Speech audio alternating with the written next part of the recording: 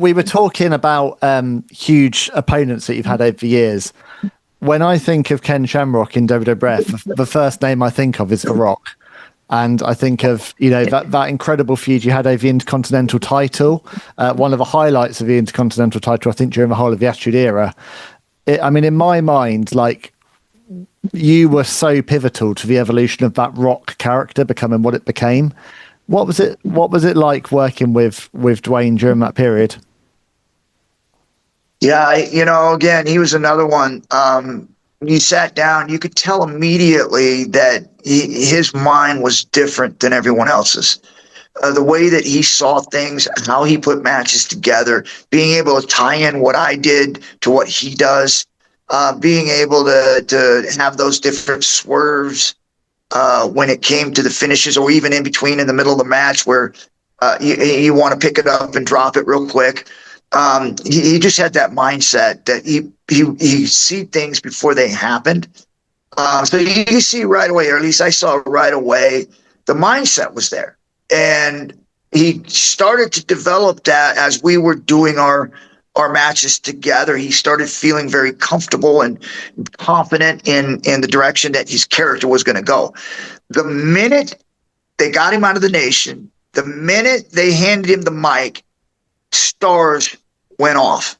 Yeah. It was just unbelievable. I don't think I've ever seen a transformation like that in my life that quick, where literally just handed him the mic and game over. Yeah.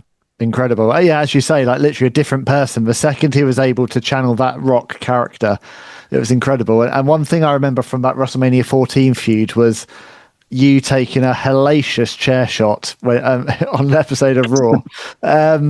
Very, very different times, the Attitude Era Raw, wasn't it, with some of those unprotected chair shots?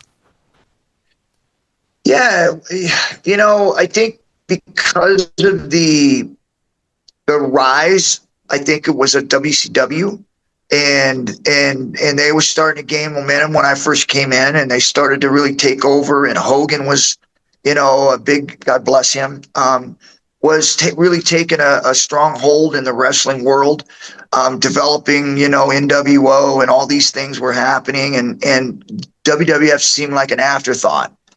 And then all of a sudden I came in, and Vince, which again, people have their thoughts about Vince, but Vince is a genius when it comes to pro wrestling. Mm-hmm. He was able to do so many things in different times and different eras to inject WWF back into the mainstream audience to where it became popular again, because so many times, 10, 15 years, they take dips and a lot of people don't come back from it. They just it is what it is. But Vince was able to always change the culture to where he would see what's going on in the world and what the vibes are, and to try to build characters and matches around what people want to see. And he did it better than anyone. And to keep it going as long as he did was just incredible. And he did it with me, whereas MMA was just starting to come up. It was just starting to be something.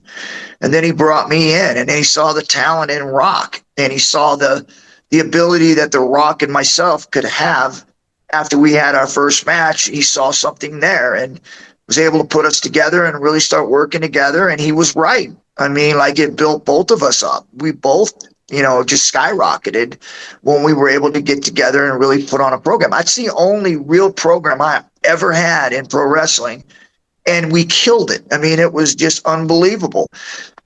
So I was very, very happy to be involved with that and to be a part of what Rock became, because it was fun to watch. It was fun to be right in the middle of it and working with him when it was happening.